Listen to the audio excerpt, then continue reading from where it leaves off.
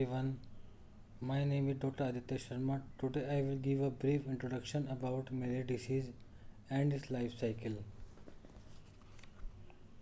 Malaria is a mosquito-borne disease caused by the protozoa of Plasmodium species. The word malaria originates from the Italian terminology mal plus aria, which means bad air. Protozoa of the Plasmodium species are transmitted by the mosquitoes. There are four species of Plasmodium parasites can infect humans. First is Plasmodium falciparum, second one is Plasmodium vivax, third one is Plasmodium ovale, and the last one is Plasmodium malaria. Some facts about the malaria is malaria has infected humans over 5,000 years.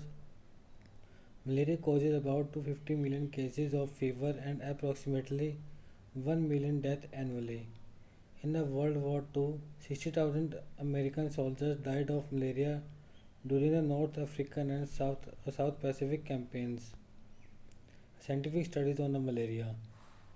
First significant study was done in 1880 when a French doctor named Charles Alphonse observed parasites for the first time inside the red blood cells. For this study and later discoveries, he was awarded the Nobel Prize for Medicine in 1907. The malaria parasites were further studied by the Italian scientist A. Cili and called as Plasmodium. The Britain Sir Ronald Ross, who finally proved in 1898 that malaria is transmitted by the mosquitoes. The first time effective treatment of malaria came from the bark of cinchona tree, which contains quinine, named by the French chemist Joseph Pelleter. The successful continuous malaria culture was established in 1976 by William Traeger and James B. Janssen, which facilitated research into the molecular biology of the parasites and the development of the new drugs. And about the malaria symptoms. The malaria disease caused headache, fatigue, nausea, vomiting, chills, fever, muscle ache. And about the life cycle of malaria. The life cycle is almost same for all the four species that infect humans and follows three stages. First is infection of humans with sporozoites, second one is asexual reproduction, and third one is sexual reproduction. The first two stages take place exclusively into the human body, while the third one starts in the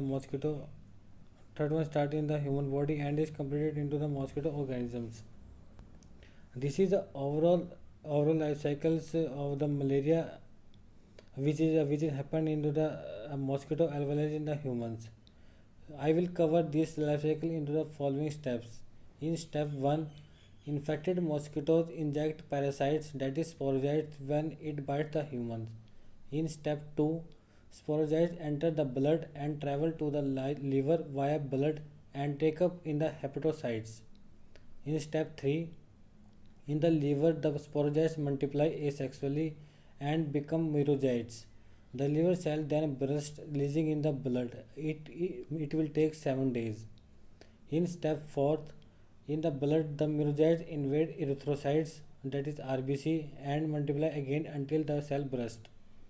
In step 5, the cycle repeats itself. The merozoites invade RBCs, multiply, and then burst out, each time causing chills, sweating, and fever. In step 6, after several asexual life cycles, merozoites can invade RBCs instead of replication. They developed into sexual form of parasites called as gametocytes, which is female and male gametocytes. In step 7, mosquito bite the infected humans. It digests gametocytes, which will allow it to develop into mature sex cell gametes.